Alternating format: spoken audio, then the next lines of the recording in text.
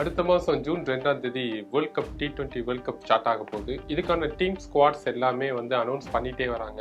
இதில் மெயினாக ஒரு டீமை பார்க்கணும் அப்படின்னா இங்கிலாந்து. அவங்க தான் லாஸ்ட் 2020 T20யோட சாம்பியன். அவங்களும் ஸ்குவாட்லாம் அனௌன்ஸ் பண்ணிட்டாங்க. அதில் ஒரு பிளேயர் ஒரு முக்கியமான விஷயம் ஒன்று பேசியிருக்காரு. அது என்னங்கிறத இந்த வீடியோவில் பார்க்கலாம்.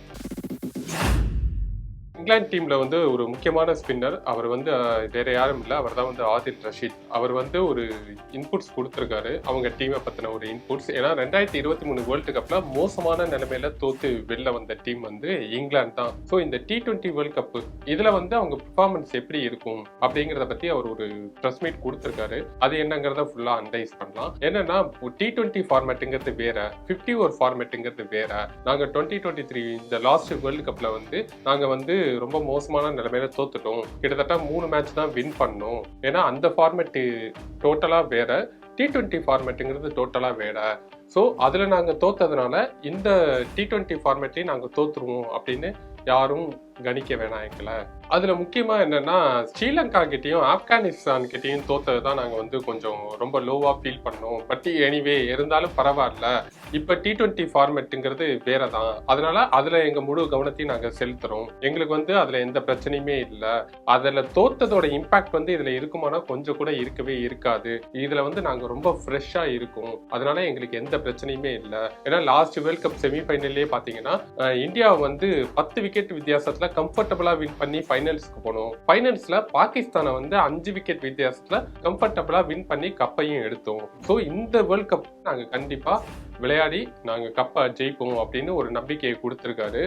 அது மாதிரி பாத்தீங்கன்னா அவங்க டீமும் ரொம்ப ஸ்ட்ராங்கா தான் இருக்குன்னு சொல்லணும். கிட்டத்தட்ட 10 பேர் லாஸ்ட் வேர்ல்ட் கப்ல விளையாடின பிளேயர்ஸ் இதுல பிளே பண்றாங்க.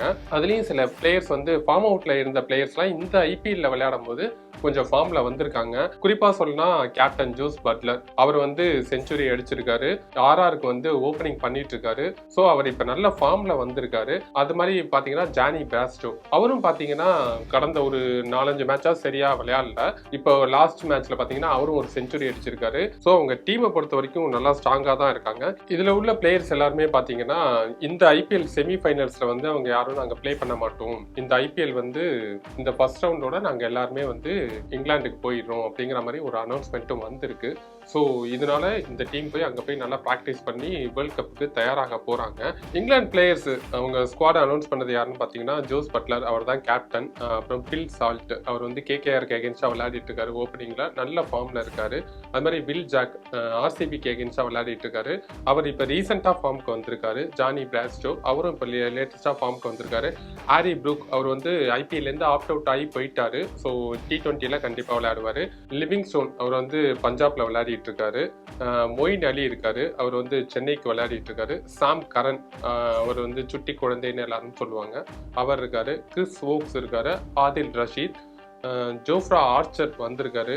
நல்ல பேஸ் பவுலர், கண்டிப்பா அந்த பிச்சுக்கு ஹெல்ப்ஃபுல்லா இருப்பாரு. அதுக்கப்புறம் மார்க் வுட், அப்புறம் மில் இருக்காரு. ரெஹன் அகமது வந்திருக்காரு. ரீசி டாப்லி, இவங்க எல்லாருமே இருக்காங்க. ஸோ டீம் பேப்பர்ல ஸ்ட்ராங்கா இருக்காங்க. கிரவுண்ட்ல எந்த அளவுக்கு ஸ்ட்ராங்கா இருக்காங்கிறத வெயிட் பண்ணி பார்க்கலாம்.